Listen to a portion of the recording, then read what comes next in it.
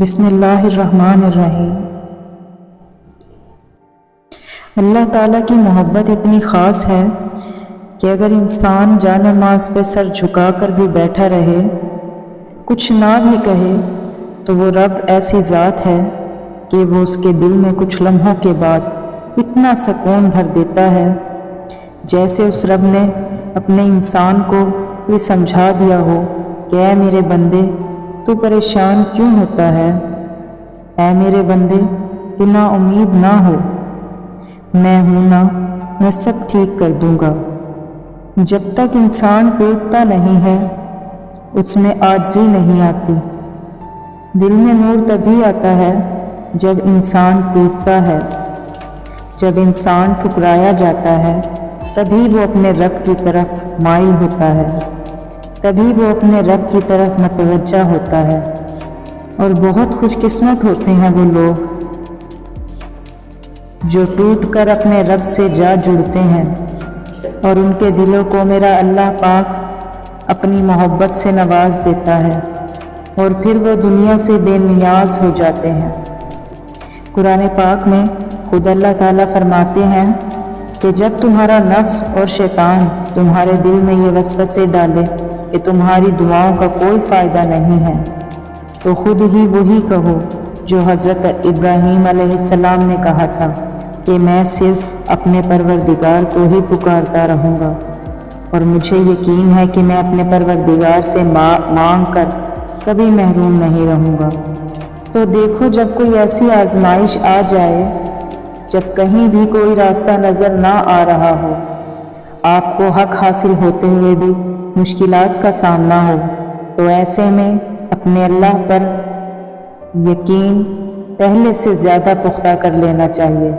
فوراً اٹھنا، وضو کرنا اور نماز کے لیے کھڑے ہو جانا، اللہ سے دعا مانگنا کہ اے اللہ، تو سب جانتا ہے۔ اللہ سے رو رو کے جب دعا مانگو گے، پھر دیکھنا اللہ تمہاری آزمائش کو کیسے ختم کرتا ہے، پھر دیکھو اللہ تمہاری کیسے مدد کرتا ہے۔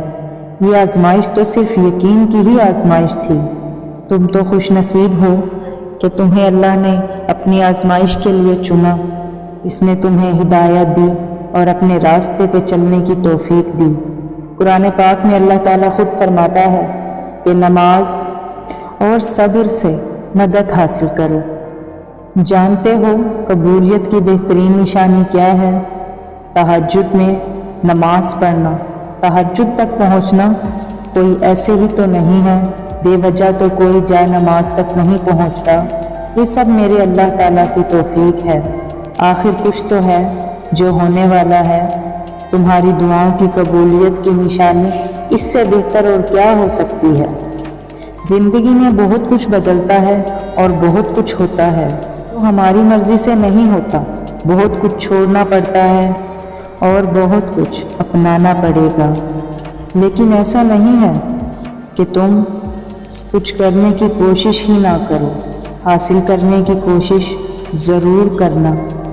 جو لوگ کوشش کرتے ہیں وہ اپنی منزل پر ایک دن ضرور پہنچتے ہیں، اور ان کے مقابلے میں جو لوگ کوشش کیے بغیر ہی اپنے خوابوں کو قربان کر دیتے ہیں اور آخر میں سارا الزام قسمت اور نصیب کو دیتے ہیں، وہ واقعی اس قابل نہیں ہوتے کہ انہیں یہ چیز ملے، کیونکہ تم یہ فیصلہ نہیں کرتے اور نہ ہی کر سکتے کہ تمہیں کیا ملنا چاہیے اور کیا نہیں ملنا چاہیے۔ کوشش کرو گے تو ضرور ملے گا، کیونکہ صلہ ہمیشہ اللہ ہی نے دینا ہے۔ زندگی میں مشکلات آتی ہیں، آتی رہیں گی، دکھ آتے ہیں، آتے رہیں گے۔ ان سے لڑنے کے لیے کوئی بھی تمہارے ساتھ کھڑا نہیں ہوگا، سو کسی سے امید مت لگانا کہ وہ تمہیں ہمت دے گا اور تمہارے مشکل وقت میں تمہارے ساتھ کھڑا ہوگا۔ یہ کام تو تمہیں خود ہی کرنا ہے، کیونکہ یہ دنیا ہے، یہاں پہ اپنی لڑائی خود لڑنا پڑتی ہے، یہاں اپنی خوشیوں کے لیے خود محنت کرنی پڑتی ہے۔ کوئی بھی دوسرا شخص تمہاری زندگی کا فیصلہ نہیں کر سکتے۔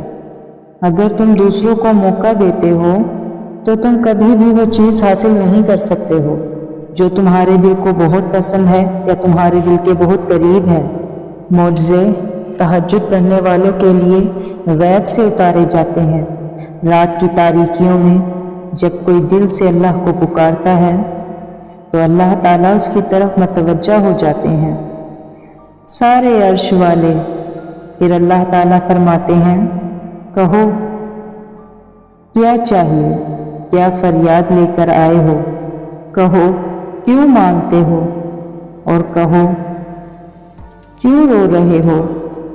اے دن بھر کے مسکرانے والے، پھر جب تم اپنی عرضیاں اسے سناتے ہو جن کا جواب تمہیں لگتا تھا کبھی نہیں آنے والا، پھر وہ تم سے کہتا ہے، لو بھر دیا دامن تمہارا، یقین سے جھولی پھیلانے والے، کن لکھ دیا گیا